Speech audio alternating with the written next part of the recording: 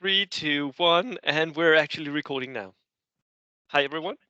I Hello. am I'm here Hello. with Russell and Michael. I thought I'd put the two guys together that beat each other up at the WTC. So Russell is still drinking Michael's tears, I can see. Yep. And we're going to do. I know the Juggers have done their whole review of the WTC.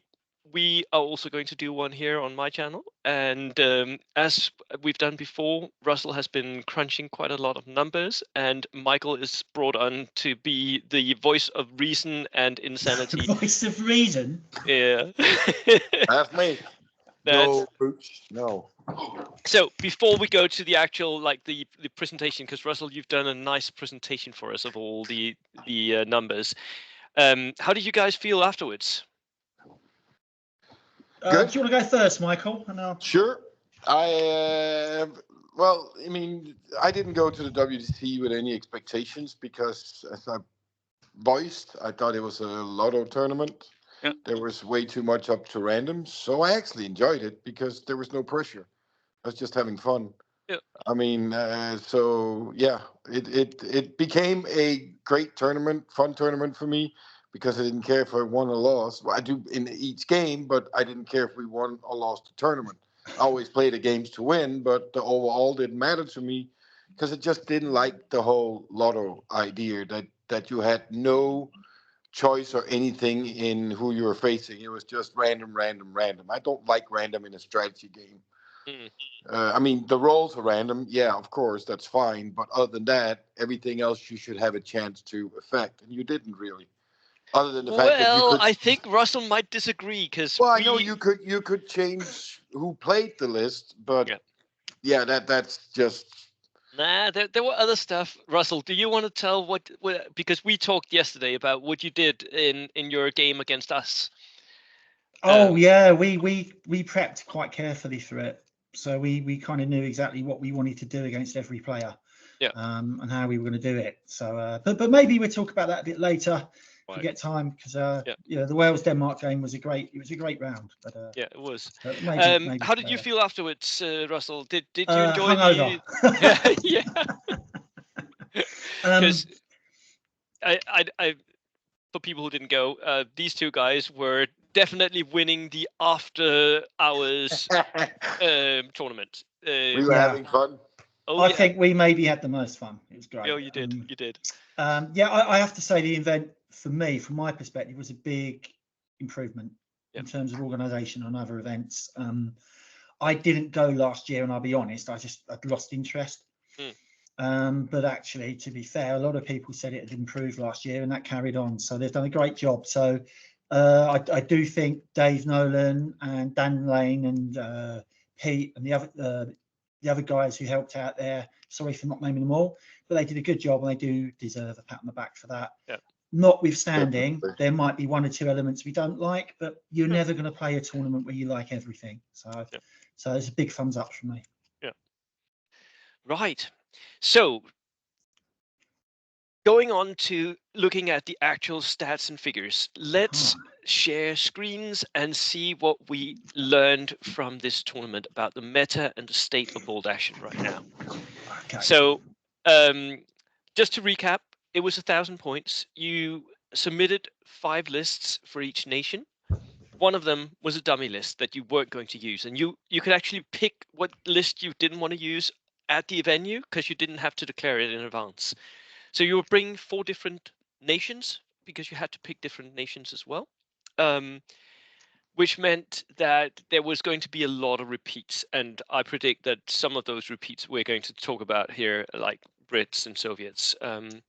It was single generic platoon, and we have by now one list that's missing from Russell's data set here. Yeah, there's just one missing, which was a reserve player who came in, and Yeah. well done to him. He stepped up, but it does and mean that I is haven't got one this. list out of 78. Is that right? 72. There was 72. We've got 71 of them. I got one of them this morning, so I had to reset the stats. Oh, but it's all done. Right. So that was the what we saw here. Now, going into this, I had expected to see a lot of Gurkha lists, and Michael, you were ahead of the curve going into. You saw that Italians were going to be a thing, didn't you? I still think they are going to be a thing. I think they're awesome. They are really, really awesome. And so the army selection, Russell, talk us through what we are seeing. Yeah, actually the font's a bit small, so I'll talk Yep. through it because it's Yep. not clear. So you have 15, so the light blue top right hand corner, you have 15 British lists. Yep. You have 2 Chinese. You have 2 from France, or 2 French lists, and they were very different to each other, which is great. Very, yeah. The 2 Chinese were nationalist, by the way. They're fairly similar. Mm. 8 German lists. That's a reduction on last year's WTC. Yeah, unfortunately. Yeah, unfortunately. 3 Italian lists. It could have been 7.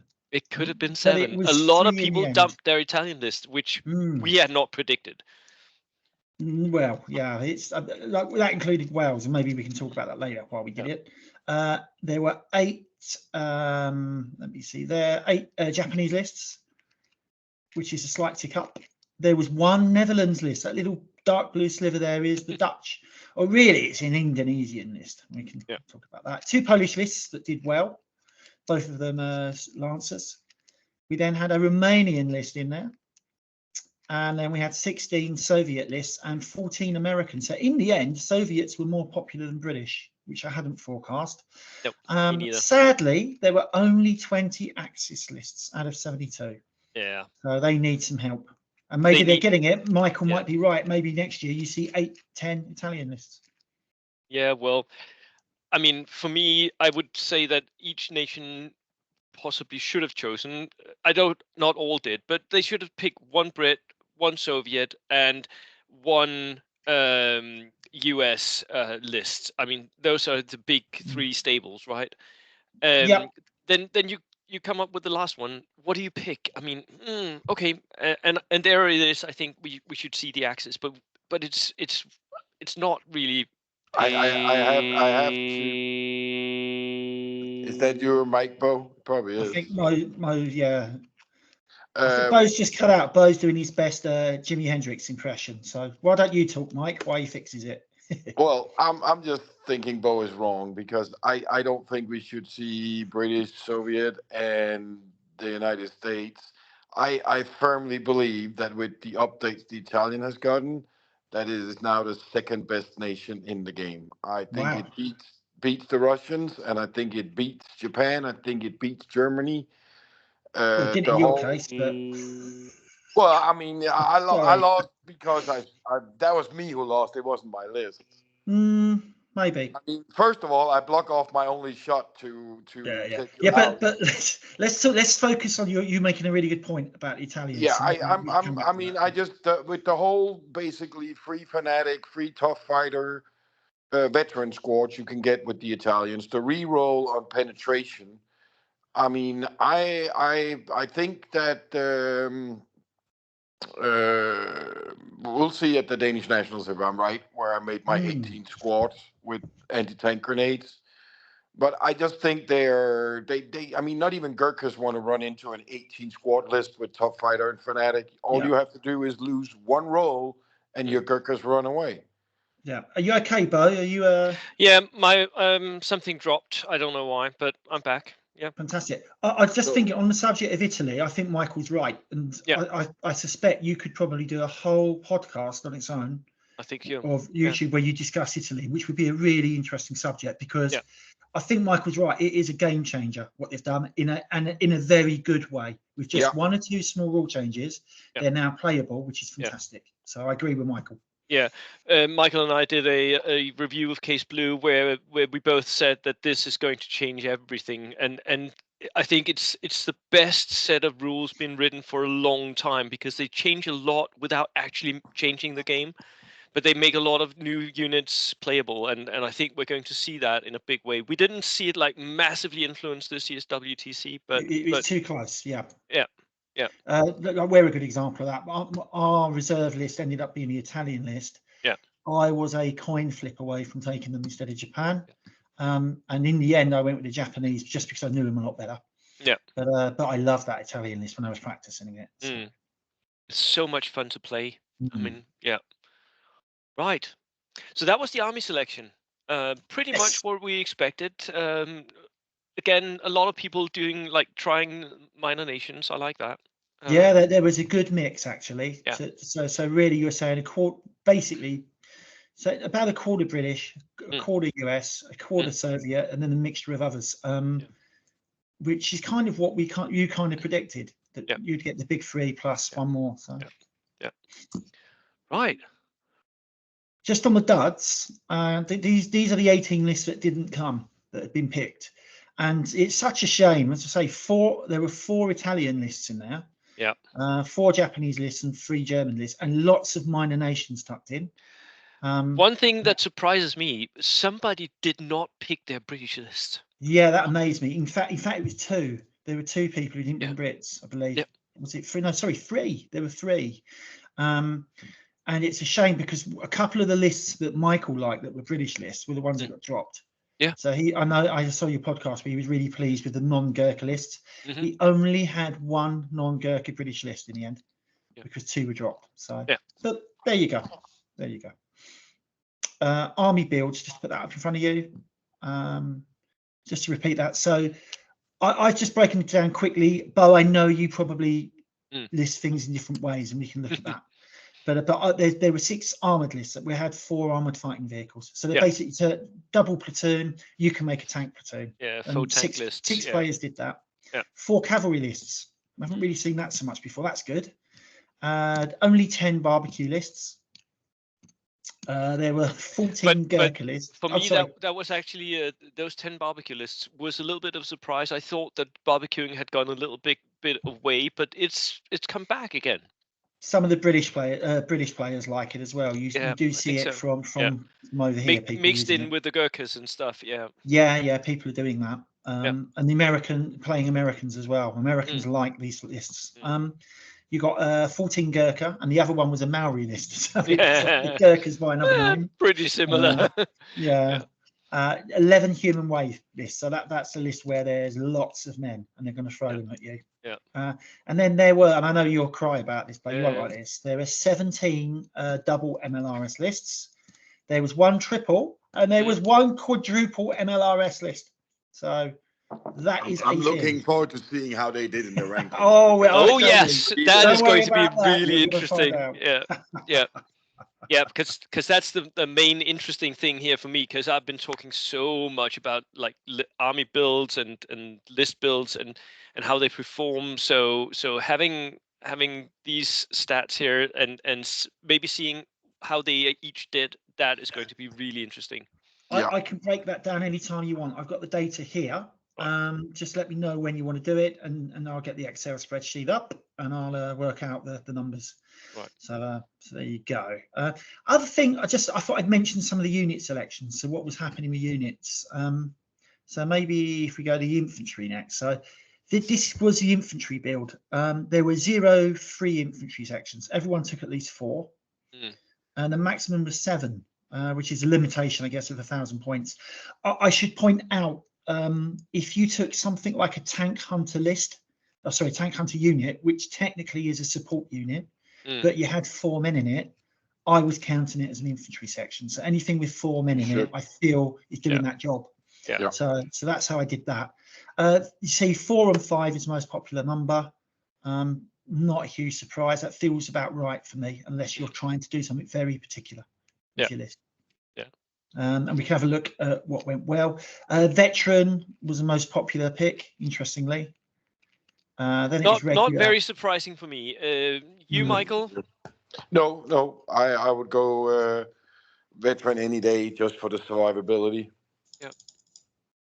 Yeah. But there are some people, and we saw that in the horde builds, the human wave builds, that there are some who must have taken quite a lot of inexperienced dudes. Absolutely, and that's where you saw them. So there were in total there were 126 veteran units. There were 124 regular. And there were about 99 inexperienced units. So and you did see very, very big variation. As you say, a lot of the inexperienced units were either appearing in human wave lists, or maybe a player was taking just one of them and using them as a back holder, which makes sense. So, and then your real combat comes from your vets and some regulars. But I do agree with Michael. I think vets are probably a better choice at this point in time. Yep. So we got that there. Right, standout units. So what units were we seeing?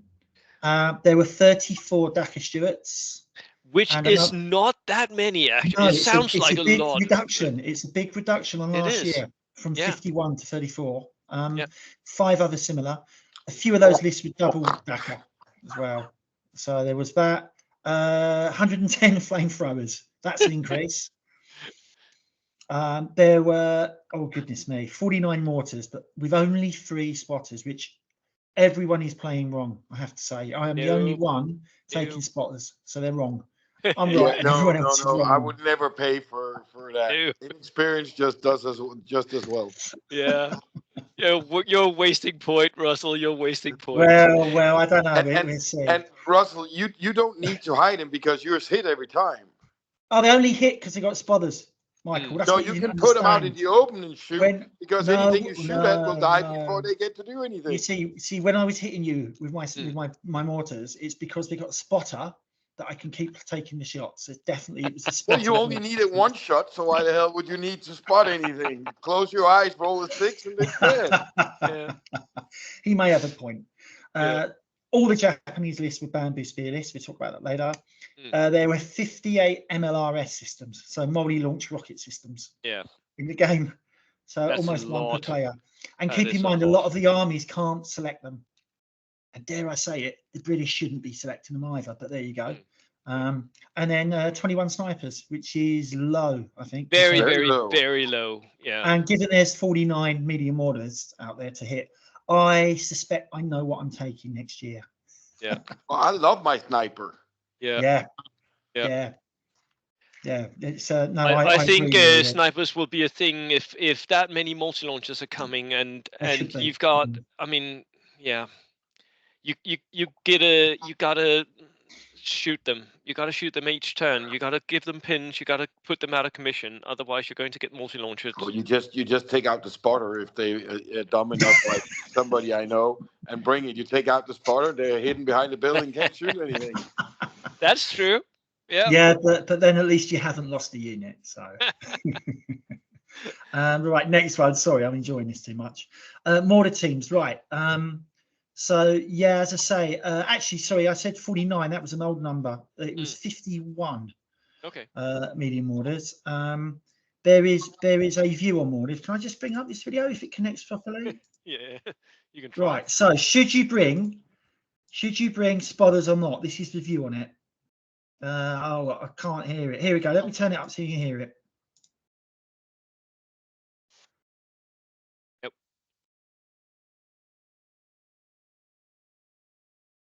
So that's a bit of Blackadder for you there. Just I am the only person who seems to think spotters are a thing. And I stand by it, even though everyone disagrees. I stand by it. Debate later, maybe. Russell, you can stand by your opinion even when it's wrong. It's okay.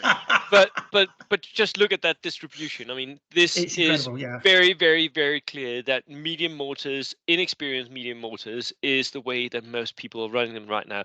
And I think that's because for 35 points, you get all the killing power of a mortar with the blast zone and all that. You get to 0 in, but you're not limited to 24-inch range, which you are with the light mortars, and the heavy mortars cost more, basically. So yeah, I think it's just very, very points efficient. Yeah, I agree. I agree with you. I think the point with the medium versus heavy, if you are hit with a heavy, you've probably lost the unit straight away. But with a medium, it's probably it'll take 1 or 2 turns. And get your next turn. So I don't know. Would it be worth upgrading? I don't know. Probably not. So I think mediums do the job. Light mortars, I've never been a fan of, and it looks like everyone's caught up with that, and no one wants them. So I still like them. I just didn't have room. The whole thing that you can move. Well, the thing you can move and shoot, nobody cares about the light mortar because they don't consider it very dangerous. And all of a sudden, you're up there and you start shooting in on their howitzer, and they're like, "Oh, I should have taken it out." But would you rather be dropping a light mortar or firing at someone with a light autocannon? Because the light autocannon, it's 2 HE1 templates against one. So I don't know. I'm not a fan, but I can understand why they use. I've used them with Japanese. I've put knee mortars in before, but that's mainly that's something different for me. Yeah, completely. Yeah, and there is a reason for that. That's just where I wanted lots of indirect fire. So I played over the odds. But yeah, some more of the teams are kind of, we know what they do. We've got infantry, so let's have a look what's next. Okay, right. Infantry teams, if it's not a mortar and it's not a sniper, you're just not seeing infantry teams at the moment. That's quite fascinating. Not a lot, no. There were only 8 flamethrower teams. There were 0 medics again. We just know 0 air spotters. The only artillery observers are the 3 ones with the British. There were 4 machine gun teams, 2 MMGs and 2 LMGs. With the Germans mainly. And I suppose with Germany, I suppose you get an extra shot maybe. Only 5 anti-tank rifles. That really surprised me. And I had 2 of them. That did really they work out for me. you, Michael? Were they worth it? Well, they are for the Italians, because if you hit anything, you get to re-roll your penetration. So they might not actually have killed anything, but people don't go close to them because of that rule. So they give some kind of board control. Yeah, they are more beneficial. Absolutely, it's a bit like you take anti-tank rifles for Italians, you take MMGs maybe for Germans, kind of because of the raw benefit. But yeah, they're just not a thing at the moment. Nope, they're not support teams. So which is again weird, because no snipers, so they would have been completely safe. They would have been safe. Yeah, so there's something in that maybe. I've seen people play before 3 inexperienced MMG teams for the Americans, and that could have rolled quite well at this tournament just for putting pins down. But there were also very few anti-tank options, which surprised me, as well as anti-tank rifles. So I'll go on to that next. You basically had 3 bazookas, 4 Piats, and 2 Panzerschreck, and that was it. So again, not popular. That is nothing. That is okay. People are ignoring the tanks. No, but you don't. Most people only have armor 8s. I'm looking forward to seeing the tank selection, and with armor 8, a medium howitzer is plenty. Yeah, true. You don't need anti-tank options. Yeah, no, I agree with that. The current meta, you just don't need them. That's right. Nope. And the other thing is, with Piats, for example, if you want to use a Piat, it's got to go in a Jeep, really, because of the range. You may as well put a flamethrower in. It's because it's your use. It's flamethrower will kill a tank as well as a Piat. So let's just go with that. Right, bomb dogs are a thing though. There were 28 of them. Poor things. Of course. Running around. I wish I had a count of how many tanks were killed by bomb dogs. That would have been interesting. That would have been brilliant, because I mean, a lot of people are saying that this is the best anti-tank weapon in the game, and I think they're right. But how many do they actually kill, and how many do they kill of their own? None. None. Okay. No, they're not used to kill anything. They're used for board control. I agree with that completely. They're a better version of the suicide bombers. I've called them Nikaku because I just prefer the term. Japanese term for them. They do exactly the same job, but they're better at it because they've got better range. Actually, the suicide bombers were pretty good for me during the tournament. I killed quite a few tanks with them, which I don't normally do. Yeah, people are not normally. I didn't want to say stupid, but that's unfair. People are not normally silly enough to put them anywhere near me, but they did on a few occasions, which was great fun. Well, 6 games, it will happen sometimes that people make mistakes. Occasionally. So they were your selection. Yeah, every Japanese list had loads of suicide bombers, and the Chinese did as well. So for 40, I think every single one was inexperienced as well. So for 14 points. So dice as well. Very, very cheap. So that's an interesting one. Next, what we got next? Artillery.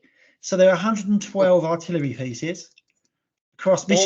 Almost half of them multi-rocket launchers. Almost half. That's a big increase. Damn it. A big increase. Yeah, and remember again, remind people, a lot of the armies don't have access to them. So pretty much, if you could get access to them, people were taking it. However, interestingly enough, in the top 10 players, there were 3 or 4 players who could have taken them and didn't bother. So it does show you that I think to some degree, some of the better players are not interested in them, which is interesting. Well, there are a lot of weapons. I mean, you're never going to win a tournament based on a multi-launcher You're unless you unlikely took your to. dice.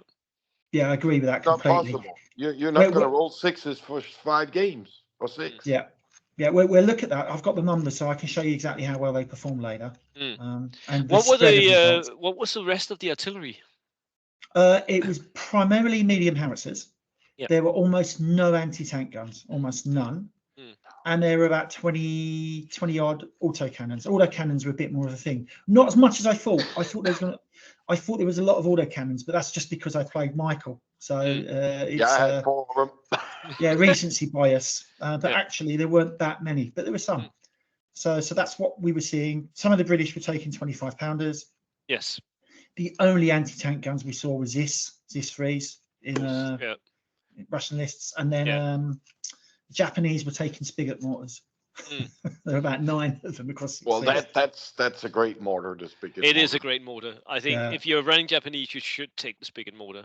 Yeah, probably. It will kill any unit just by pinning it out in two rounds of shooting. They're a bit of a terror weapon as they well. Are. People realise you've got one, and then they're like, "Oh no!" Yeah, I'm gonna have to shoot at that, kill it, or something, pin it out. Yeah. Would you take spotters with them, Michael? Or I don't use spotters. Because spigot mortars obviously have an option. They can go inexperienced and not take one. Or I like putting my mortars where I can see with one guy and the other 2 are in heavy cover, and then just shoot at it. Because I don't mind if they start targeting my mortars and I go down, because it's I don't roll 6s, so let me shoot at it. I'll go down, and they wasted a shot. You make a good point, I dare say. Right, so that's kind of the unit selections we saw. I'll go into more detail on that if we want, so I'll go through this briefly. And just looking at some of the countries. So the British. Right, just to explain, so I've got 110% there. What I've done is I've worked out the average score across the tournament, which was 8.6 points per player, and then I've compared that to what the average score was for the Brits, and it was 10% better. So the Brits are, and when we see remember, if they're 10% better, that would imply a lot of lists have to be 10% worse. So there's actually a bigger gap than just 10%, if that makes sense. So it is significant. It is. They win 42% of their games, draw 27%. So they're only losing 1 in 3 games, which is pretty good across the board. That is very, very good. Yeah. Yeah. Almost no inexperienced infantry were taken. Loads of Gurkhas. 39. I think it was 39 Gurkhas, and it was about 50-50 Gurkha powers against normal Gurkhas. The 6 non-Gurkha vets, I think, were all Canadian engineers. They are without a doubt the most mono build of all the armies we see. They are. You can almost predict what the army is going to look like when someone's British. Yeah. As we already talked about last time that we talked, Russell, you actually did do an average British list of what it was. And a lot of the British lists at the event were that. So you had... It was remarkably close, 2 Gurkha units or 3 Gurkha units, and then 1 unit of Canadian engineers. And then, I mean, everything was just the same going down the list that we were seeing. Yeah. No, that's right. That's right. So we know all about the Brits and what they do. Yeah. Germans. So Germans were fun. There were 8 German lists. I've got data for 7 of them. They're interesting because the problem is, because of small we've only got sample small size. survey. Sample size is small.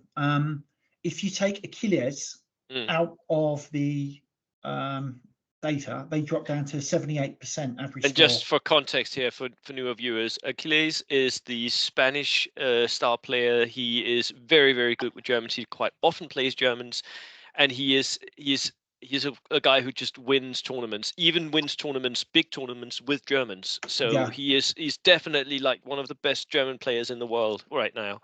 Yeah, he had 5 wins and a draw, I think, at this tournament. Which is with the German army is very, very good. Is very impressive.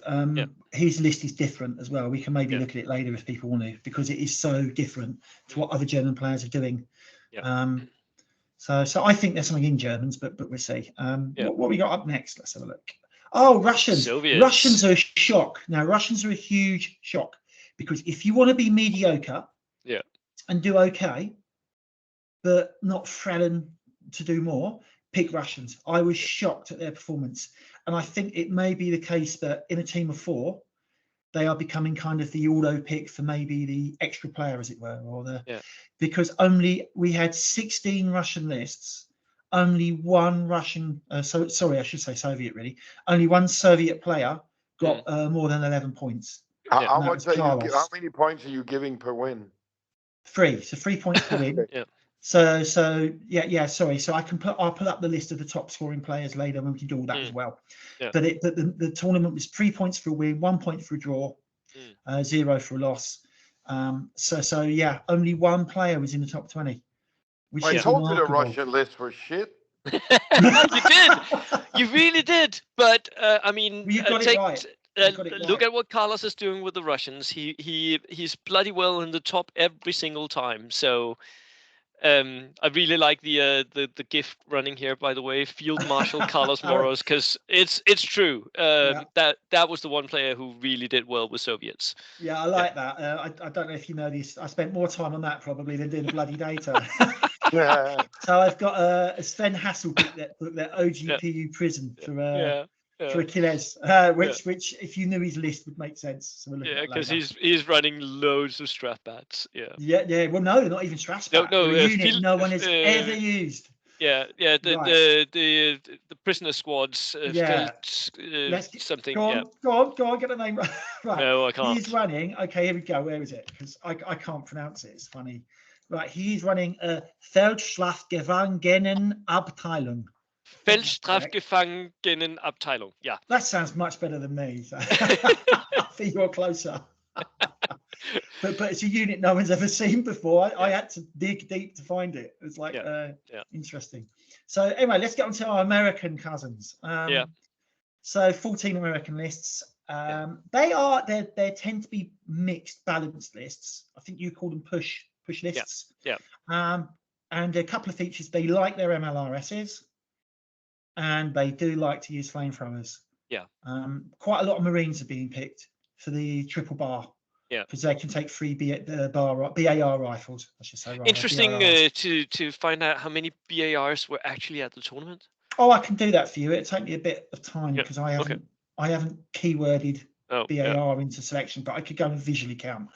So I would suggest that every list had at least 2 or 3 units that had triple BARs. Every American list, I think so. So I think we're looking at above 40. Definitely. Quite possibly. I'll go and look at that. It's an interesting thing to look at. No air observers again. It's just so sad for me. I still think there's something in them. But just maybe too random. Sorry. Yeah, they are too random. You are right.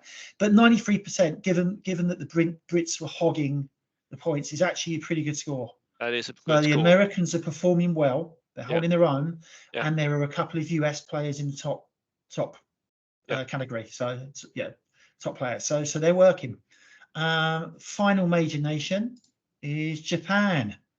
The big surprise of this year's WTC. Although very interesting. So if you look at the bottom bullet point, they are the most volatile in terms of results. There are 2 top 10 Japanese players, and there are about 3 bottom 10 Japanese players. And they just they're and the lists are all very similar. So it's clearly a list that I think you need a lot of practice with to make work. And if you haven't practiced it, you will get shot to pieces.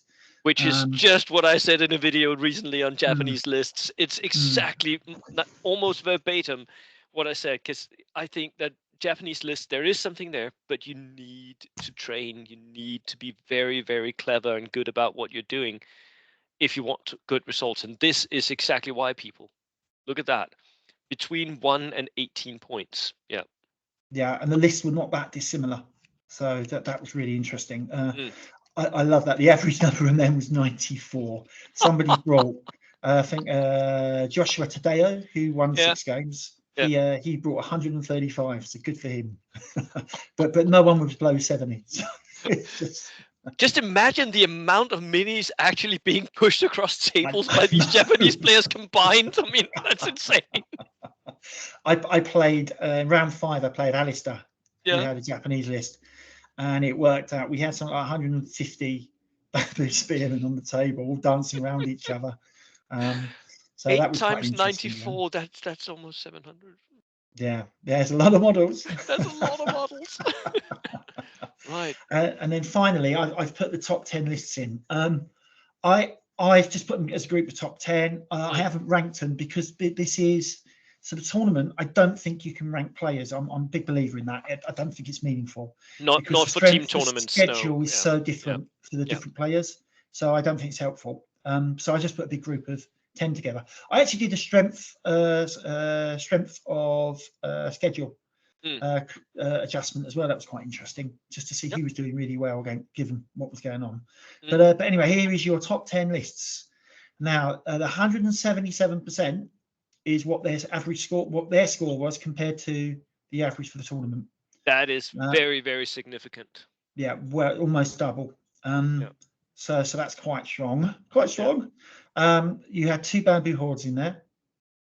You had a set of Polish lancers, Achilles Germans, 2 Gurkha lists. I was pleased about that. I honestly thought there'd be more.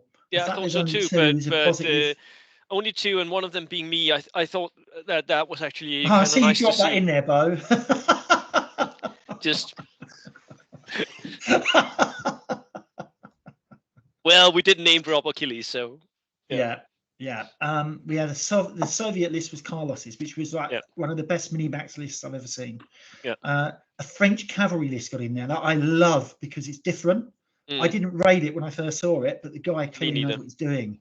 It's fantastic. It's got me really rethinking about it. And there were 2 US lists in there that were balanced. So 4 of the 10, I'm sad to say, were double Stuart lists. But 4 out of 10 is not massively skewed.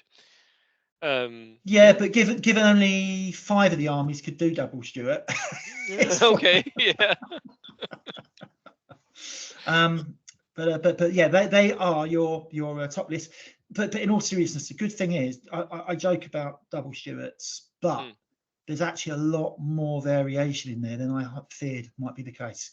So it does show if you're a good player and you are practicing and using your list, you'll do really well. I think there was someone I can't remember his name. He came 11th with an Italian list, so maybe I should have added that as well. So it's very, very close us seeing Italians in the top 10 as well, which is very, very nice. Yeah, I actually think it was me who got 11th. Yeah. So I'm gonna, if I stop sharing this. And then if I go to the spreadsheet, let me just set this up before I share it so I know what I'm actually going to show you. Player results. Right, what I've done, so I'm going to share, let's see how does this work, share screen. Right, share a screen, WTC, share. Right, can you see a big list of players? Yes. Okay, so I'll zoom in. I can't read it, but I can see it. Yeah, I'm going to zoom in. Right, okay, zoom in one more time here. Right, so what I've done, I think I've listed them by points and then alphabetically because I'm not interested in secondaries. It's meaningless. The only reason I've got this here really is to show you kind of what lists are up there.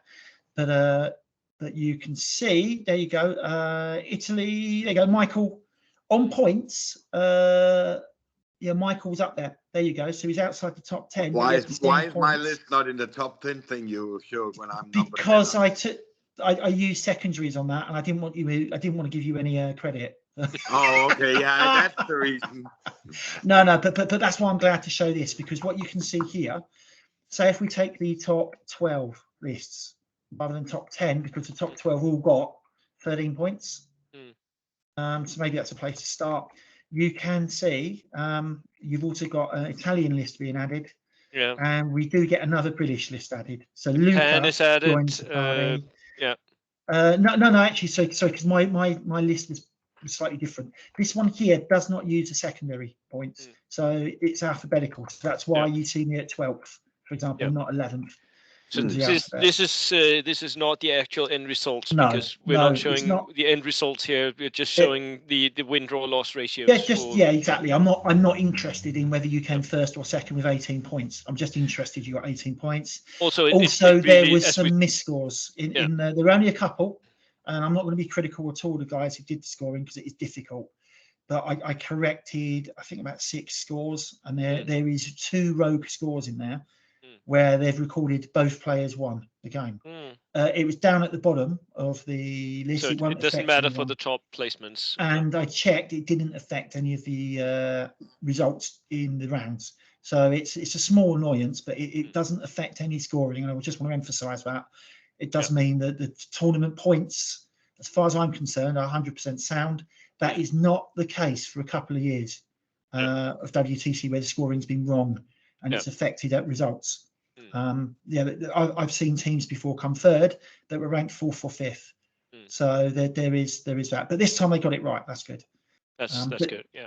But yeah, you can see a real mix of lists there. You can see Felix at 14th with the Netherlands as well. Yes, he's down there. So the Netherlands were actually quite close to the top as well. That's brilliant, Felix. That's brilliant. He had a super hard strength of schedule. If you look at strength of schedule, Felix was actually the strongest player in terms of his performance given strength of schedule. Nice. Well done, man. But again, I take that with a pinch of salt, because what I've done is I've looked at the strength of schedule provided by WTC. I've worked out what the average strength was. I've then given you a percent score. So if you had say your schedule was twice as difficult as anyone else, that means you get a multiple of 2 to your points. And it's just a rough way of seeing how people did given the strength of schedule. Just a bit of fun, really. And about Felix, what was really impressive was when I played him in the last game, that was his 12th game of the weekend. I mean, I'd been drunk a few times. The man was just a fucking machine. Yeah, that is insane. I mean, he wasn't there in the last game. He was done. He was tired. So was that one of his losses then? I take it. Yeah, it was. Yeah. I mean, he did everything he could to try and cheese it from my flanking and everything lined up, and he couldn't think, so he just did everything he could to. Also, if that was the last, was that the last round? Yeah. Yeah, so that was a kill point mission. And if you've got 25 dice and you're playing kill point, you're up against it. Good. So that will happen. So that's the data. As I say, I've got the data in front of me now. If you do have any questions or you want me to dig into anything, I can. Right, Michael, do you have any? No, not really. It was awesome. It was good to see. I wish you would have done some of the minor nations too, at least the ones who had a lot instead of only the minor nations. I have. I can give you the data on them if you want. The issue with minor nations is small sample size.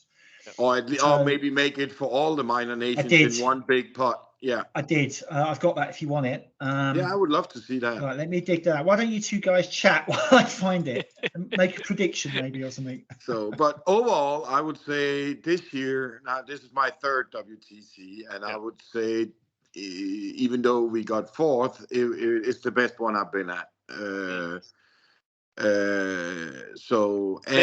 Very well run, very smooth. It was. There was. I had one little issue with the rule, and as soon as I found it, which is my issue, not theirs, they rule from what they find. I found the right place, and I got it changed for the next game, which is how it is to be a GM. You have to make a call. Well, that's on you. You should have brought your book. You should have brought your book. No. If you don't bring your book with the rule in it, that's on you. That's on you. It's not on me. Yeah. I don't know how much it cost you, but I'm sure it wasn't cheap. Not a lot. But yeah, you know what it cost me? 5 minutes of good planning. That's what. Great. But if just, they change, you should explain to listeners what you mean by that. Otherwise, they think, "What are these idiots talking about?" But basically, myself and Michael played round 4. Michael had a Sahariana auto blinder. Sahariana. Sahariana SPA Vabati. And there are a few different types, as he knows, because you've seen my Italian list, which uses a different one.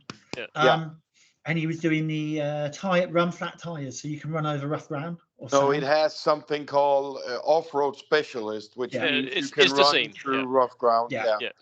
And Yeah, and they changed it to only through rocks and desert, which is wrong for that one. It's right for another one. Yeah. But I'm not the Italian specialist. My buddy is. So Yeah. after the game, I went and called him, and he told me where to find it in what Yeah. book. So I went to Pete, and they changed it up. So bad prep, really, is what you're saying. Never Yeah. mind. Yeah, it was. But You know but what? You would have now, only lost quicker. but now we're talking about something very interesting, boys. boys. You know that, right? Now we're talking something very interesting You're getting because you guys had a game, and going into the game against the Welsh, we knew that this was going to be an interesting game. And you know what happened, people? The Welsh didn't show up.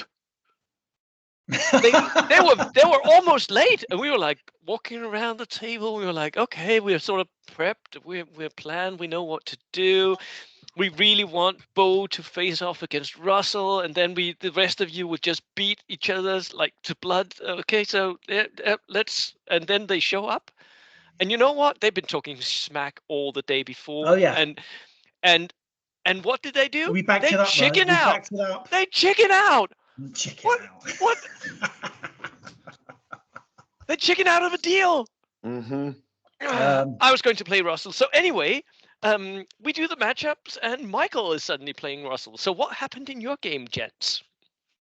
I fucked up. Well, it was very clear, Russell, that you guys have made a strategy of doing a buttload of outflanking. Yeah, we'd practiced it and worked. I know certain people say it doesn't work, and we were like, nah, it does work, depending on the terrain. It definitely does when your opponent hasn't tried it before. Because as I told Bo after, I always reflect, especially on my losses. And what I should have done was just press forward with everything. I shouldn't have put anything to block you. I should have taken my artillery and those units and put it outflanked to get in to score the points. And then I should just have gone down and tried to massacre the 9 or 12 units you had on the table. Yeah. Because then I would have forced you to go into your own zone or lose. Yeah. But I didn't think about it till 2 days after the game, and it was kind of so. But yeah, I mean, so just for context here, every single Welsh player outflanked with a buttload of their army, almost half their army. So I did exactly the opposite against my opponent, Gary Morgan. I was like, okay, his army is gone. I'm charging forward. Yeah. Which was the right move. But it was. Yeah, I just didn't think about it. And then, I mean, I did the role if I hadn't blocked myself with that 9-man squad, and I wouldn't have killed your truck, which made me very happy. Yeah. So we're going to have to explain that situation for the viewers. No, we don't need to. Russell, would you just draw us a picture, please? Yeah, so we're on turn 5, I think it is, and there's like a narrow area. Last turn. So it was the last. No. I came on turn 5. I wasn't risking turn 6 to bring the truck on. No, maybe you're right. Turn 5, and so I basically have a clown bus.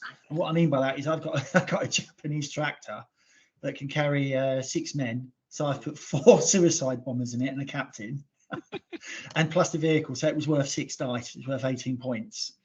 And I had sent in bamboo spearmen. And also, believe it or not, I flanked a veteran light anti-tank gun, and they were purely to clear out the area so I could get the 18-point score. And then didn't quite work on one part, but I still felt happy about it. And then Michael helped me by deciding he really wanted to have a pot shot down the flank at me with his truck. So he rolls his truck up, and he blocked off the line of sight for his other units. And as soon as he did it, because his autocannon was on ambush, wasn't it? No. My 9-man black shirt squad. It was the black shirt. Had been on ambush the whole game just to stop that thing from coming in. And in the last turn before it comes in, I moved my truck right in front of myself. So I got too excited. Yeah. I'm just like, oh my Lord, I did not do that. Yeah. So that certainly look, that kind of guaranteed it for me. I'm fairly confident I'd have got through anyway. But with that said, it would have been tougher. Well, I made the roll, and on the kill roll, I penetrated everything, and on the kill roll, I rolled a 2. So good. So you would have survived anyway. I would have been very, very unhappy if I rolled a 4, 5, or 6. Yeah. Yeah. So I was one of happy those with the games. 2 because I screwed it up. Yeah, it was one of those games. It was a very good game, very close game. Was. And lots going on. One of those games with lots of movement taking place. Oh yeah. And I don't think Michael was certain what side I was coming on until turn 5. He probably No, said I no, wasn't. he always knew. But No, that I was wa- important, not letting him know, because then he just couldn't focus.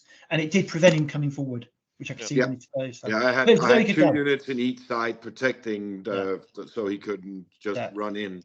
We will review that tactic next year because it will work once maybe, but if your opponent understands what you're doing with it, Yeah, it may be harder. Yeah, but it worked beautifully, I have to say. Right. So we got 3 out of 4 games against you guys, so we were happy with that. It's probably our best round actually, and we need to prep more like that in the future. So it's good. So it's good. Right. So that's what I mean by that. So and the list matchup was good actually. I'm with Michael, having played against his Italians. My Italian list is a little bit different, a little bit, but I'm 100% series coming from one of his, so that's great. So yeah, overall good event. The meta's definitely been mixed up a bit. That's promising.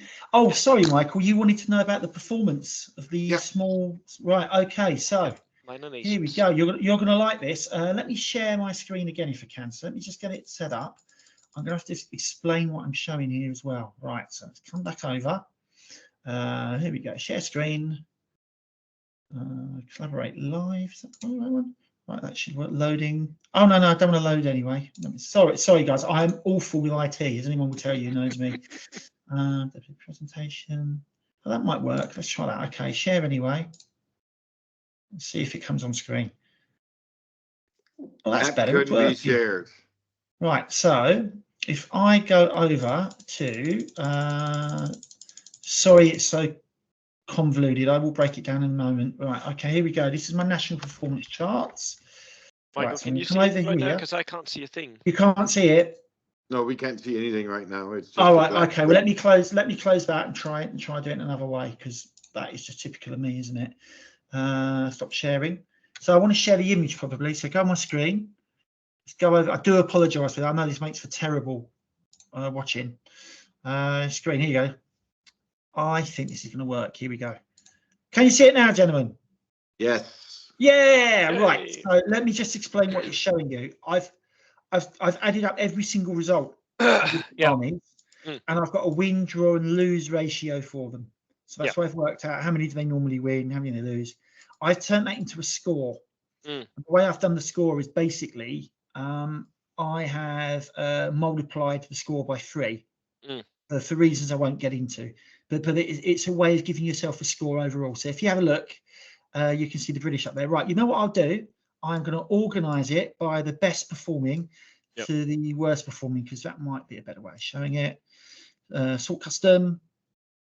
We want to use score, and we're sort descending. Here you go. Right, so look at that. Right, so what you're seeing there is that the strongest army was strongest performing army was Poland. Now, just to be very clear on that, we are talking about two players.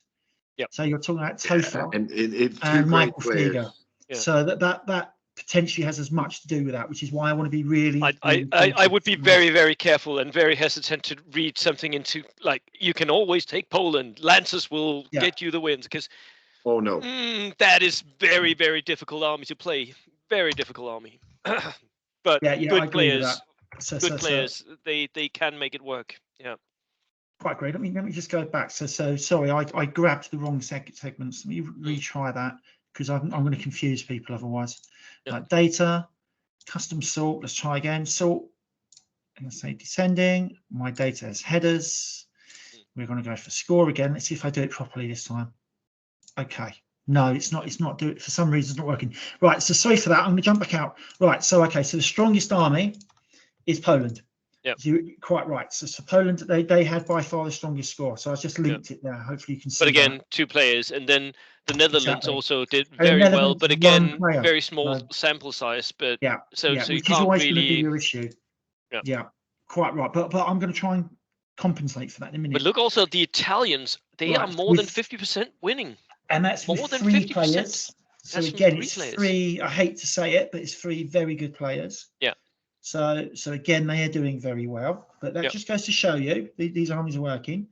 Fourth was the French lists. There were 2 French lists. Yeah. And they were more or less the same record as the Italians. So that's impressive. So I think the main thing that we can learn from this is if you know your army, if you're good with your army, stick to your army. Don't go chasing that nation that you think is better than your army. If you know this one, play that one. Because absolutely, that's the lesson there. I suppose the lesson is if you are a good player of a smaller nation, your best thing you could do is go off, carry on playing that nation, and just tweak it for the environment you're going to be in. That would be a much better decision than I think what a lot of people do, which is they switch to Soviets or British. Because we all know the Soviets and Brits are great, but they do have some very mixed results. Yes. So let me just go and find. Right. So it's all armies list. Sorry about this, guys. Again, I've got a lot of data here that I need to pick through. So I do apologise for this. It's in here somewhere. Army list data. Right. Okay. I'm going to zoom in on this again because it's not easy to see. So let me know if that's reasonably visible to you. It is. Yeah. Right, so here we go back and centre there. Right, so what this does is I've got 15 British armies there. This is ranked by points, and what it shows you is the worst performing British list got 3 points. So that's 1 win. So they managed 1 win and 5 losses. And that is a Gurkha list, by the way. Or these are all Gurkha pretty much. Or it's 3 draws, but it's 3 points. The next worst next worst British list was 6 points. Now, if you keep in mind the average score is about 8.6, then actually all but 2 of the British lists are kind of within a point of that. So what that tells me is in terms of giving somebody a list to run, this is probably quite a good list for people to use, even if they haven't used it much, because there were only 2 people who really didn't perform with it, arguably. And we can do that for the others. So the French look fantastic for the French. See, there's 7 and 14 points there. But I'm going to stop you here, Russell, because you're definitely going to give Michael a lot of ammo for his bow is playing more to win armies with this statistics. Yep. I hadn't thought of that. Yeah. But they are. Let's describe them as a very robust list. They are robust lists, yes, but not a list where you cannot absolutely guarantee you'll get the wins. No, there's no guarantee. No, there's always a newbie or 2. Yeah. And somebody who's only played the game 2 or 3 times after that ought to win. It just proves it. Well, I mean, just on that though, none of the British lists won all 6 games, so we say that, but there were people out there beating them. So the highest scoring list was Bowes with 14 points, and you had what was it? Both 4 wins and 2 draws. 4 wins, 2 draws. Yeah. So 2 people got a draw. So it's not all win, is it? No. So there is that. Can face another there we go. List, you know. Well, I did play Gurkhas. I did play against Gurkhas. Right. I absolutely trashed John Ross's Gurkhas, and I drew against the French Gurkha lists as well. There you go. Gurkha versus Gurkha. Yeah. You make a good point there, Michael. But if I look at something, so if I go down to the Soviets, I'm just going to scroll down to Soviet. Right. So the worst Soviet score was 3 points. Yeah. The best Soviet score was 16 points, and the variation is huge. Spread. You can see, but no one else with the Soviets got more than 10. No. So that's quite interesting. We have the Carlos Moros effect of one player just being very, very good with his list. Exactly, and everyone else says, so I'm genuinely serious. So I will go back to that slide and say, I think they are mediocre, which shocked me. I did not expect that. No, me neither. Other than our man, there he is. Other than our man doing the job, they're not performing, which is a surprise. I will go back to when I reviewed the list and look at the Russian list. They sucked. Carlos didn't, but the rest of them were horrible lists. I was like, why did they pick this crap? I've actually got that somewhere. I've ranked the lists, but we dig that out later. And the Japanese one again is interesting. So of the 8 Japanese lists, they vary from 1 point. 2 players got 1 point. Yep. The next two got 6 and 7. You then got a 9 in the middle, and then you got have 3 that one performed player well. with 18 points. Yeah, Look and at for that. anyone who wants to know, he didn't play any Gurkhas. That Which could be probably important. helps. Which again, Yeah, this is again one of those things where the random matchup will give you a chance as a Japanese player, because you're not going to go up against someone like me with a Gurkha army, because you can't just avoid it. If you're lucky, then you're not going to end up there. And I didn't end up playing a single Japanese army all weekend. Not which one. would have been good for you. Yeah, I really like killing Japanese. It's the best thing ever. But never played them. Never played them. Do you want to see how dice numbers yeah. turned out and what matters on dice numbers? Right, let me Yep. go get the presentation open. Right, dice count. Now, what I've done here, so I've got the 71 lists. I've got the number of order dice bottom left-hand corner. Yep. Can you see that okay? I don't know how big that. Yep, it's fine. Okay, and then on the right-hand side is the average score compared to the normal score. So if you're at 100%, you score normally. Yeah. Right, the two lists that had 12 or 13 dice got absolutely smashed. Yeah. Don't do go that low. Not in the European meta.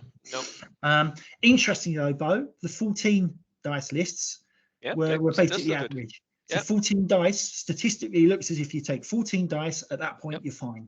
You're fine. That'll work. And then we got you see there's not much variation. The only bit of variation in there really is for some strange reason, again this is just random outcomes, but 17 dice didn't work, 18 dice worked 18 did. well. Yeah, but again it's just a little bit of a random variation. So all I take from that is actually my reading of it is your dice count doesn't actually matter that much. No. Unless you go very, very low. Yeah, but maybe. But again, the sample size is so small. It's so small, yeah. It's hard to read from that. That's inconclusive. It will always have to do with the player. I still think the player is the number one factor. Because I think I met 2 or 3 Japanese lists, and the Italians absolutely whooped them. I tabled Alan, I whooped another one, and then I met you, which is, your strategy was great, and I got fucked by it. Yeah. Because any bamboo guy who got against my veteran black shirts got whooped. There was no contest. Yeah, so I didn't. So I mean, anything that I got to died. Yeah.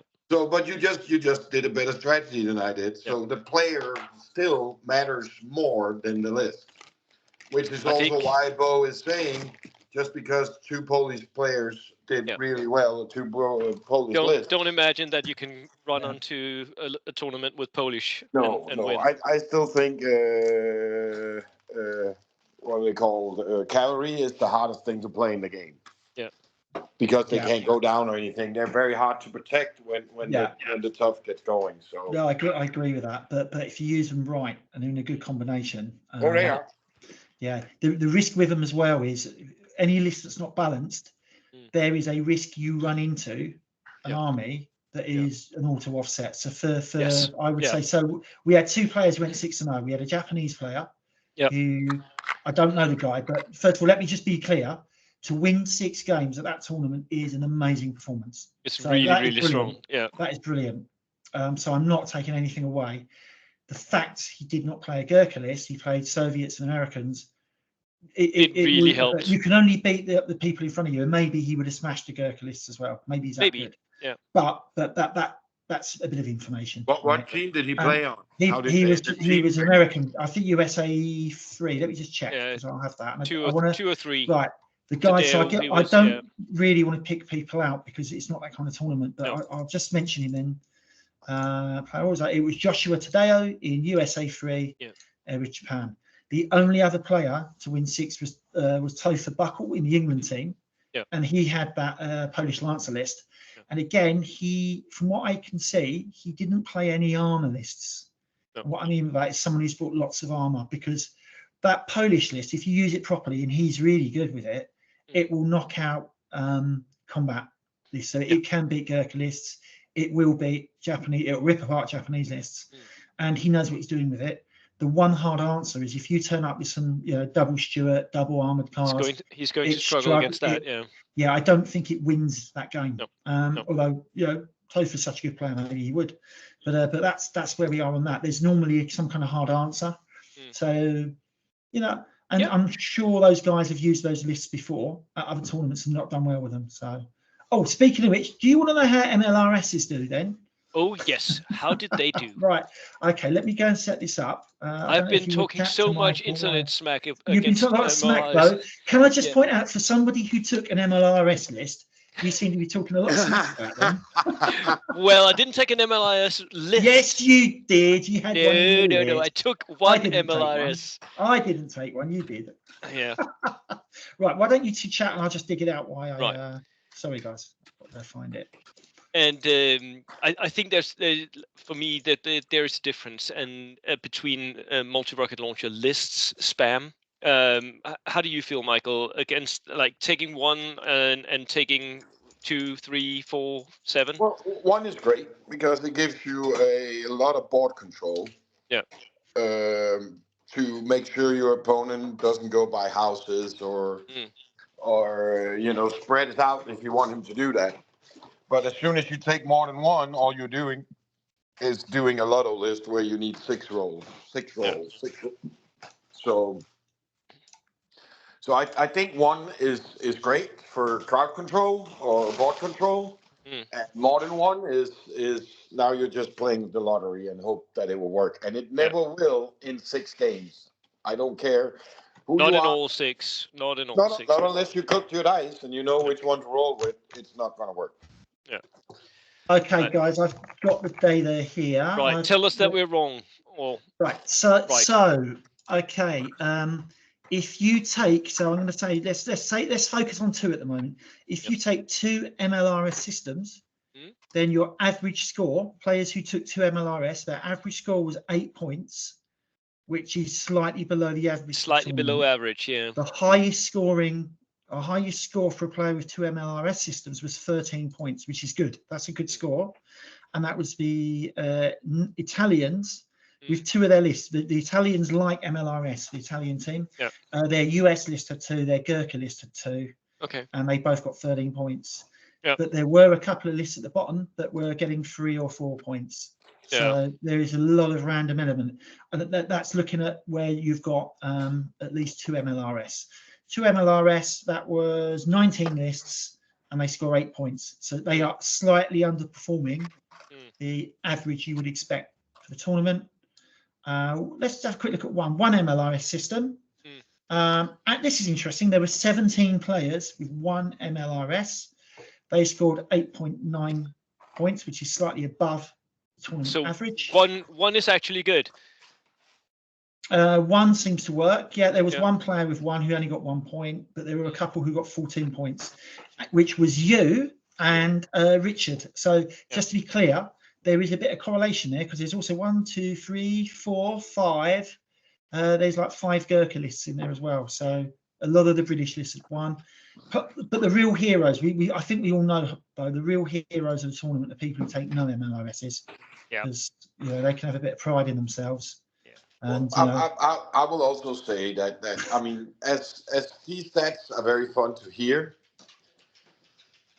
Don't take them, guys, for so I need to put 1 multi-launcher in or 2 multi-launchers in. Both Bo and Richard are very good players, which means that 100%. they're not dependent on their multi-launcher. It is just the board control. Yeah. Now, if you put 4, if the list with 4 multi-launchers was at the top, then the 6 rolls might have worked for 6 games. So then that could give us something. But this still comes down to players. Yeah, there were 2. Your list. There were 2 lists with more than 2. So one list had 4, and it scored 7 points. That's 2 wins, a draw, and 3 losses. So there you go. And then England won. Luke Salter took a 3 LMRS list, and he got 8 points, which I think is 2 wins, 2 draws, and 2 losses. Yeah. So shame on him for like he's a good player. And he takes a randomised list. And this is maybe Michael's point. Yeah. So you're a very good player, you turn up with 3 MLRSs, so you've put like 160 points or whatever into it. Yeah. You plan a strategy around it, and you end up with 2 wins, 2 draws, 2 losses. Well, kind of what did you expect? You went with a randomized list, and sometimes your 6s came in, and when they don't come in, and when they don't come in, you're playing with 140 points. Sorry, 840 points against someone with 1,000 in effect. I think the best example I have to drive home this point is when we were doing the WTC qualifications a couple of years ago. A guy brought 2 forward artillery observers that could shoot twice each. He met David, one of our teammates, and by turn 1, I think, end of turn 1, he'd taken out 7 or 8 units. It was just 6 on 6 on 6. And I had brought a Soviet unit with 22 auto dice, and there were shirkers in there. It's before they nerfed the shirkers, just to make like a horde with this, just to try it. And he shot off his forward artillery observer. He hit 1 and killed 1 shirker guy, not a unit, just 1 guy. And that's all he got out of his 200 points. And he got creamed. Yeah. So he did a 50-50 in 2 games. And that's what you do when you make lists that's randomized, which is what you can see with Lucas, who did 2, 2, and 2. Yeah. So don't do it. Don't go for random. This is a strategy game. Yeah, the dice will help you. It's still a strategy game. If you don't have the right strategy, you will lose. Well, I know I've heard Bo call these lists. I know we're getting into specifics of MLRS here, but again, that could be another. This is turning into another video, anyways. Maybe we should cut it here and then just say that was it for us today on the WTC. We can talk a little bit more afterwards if that's needed. But thank you so much for all this work, Russell. Thank you so much for coming on and showing this to us. And Michael, thank you for tuning in and giving us your unvarnished opinions, as always. It's been a great pleasure to have you guys. I will basically see you all next time. Yeah, maybe. Remember to say thank you to the guys who did all the work for the WTC. Yeah, they were good. They were very good. Yeah. They were undoubtedly good. Yeah, I didn't still like the way that they changed the tournament itself up, and but I'm looking forward to. It ran smoothly. Yeah, it did. All the key points were done. The thing I'd like to see that will fix the scoring issue for them is they've got a huge screen there that was really useful to use as a clock. But the only problem is I know it's being used for all the competitions. But if at the end of every round you put up on that screen everyone's score, I guarantee you, someone will go, shout wait out, a minute, that's not mine. And it will solve all your problems because they will come up and in the break, you just make a small adjustment, it's done. And it normally is, so the argument could be, oh, well, they handed in the wrong result. It's very rarely that. It's you're inputting maybe 144 scores or data. And mistakes happen. You've got to make a slip. It's impossible to be perfect. And if it's caught early, it's much easier dealt with. As it happens, it was fantastic. Didn't affect results. Terrain was amazing. They've done a great job there, and everything else was great. So well done to them. Well done to Spain on winning it again. I think they earned it. They deserved it. No controversies whatsoever this time. Nope. So there's no complaint. Nothing. Everyone agrees they were worthy winners, which is good. I'm glad we're avoiding that rubbish this year. And we've talked about the players.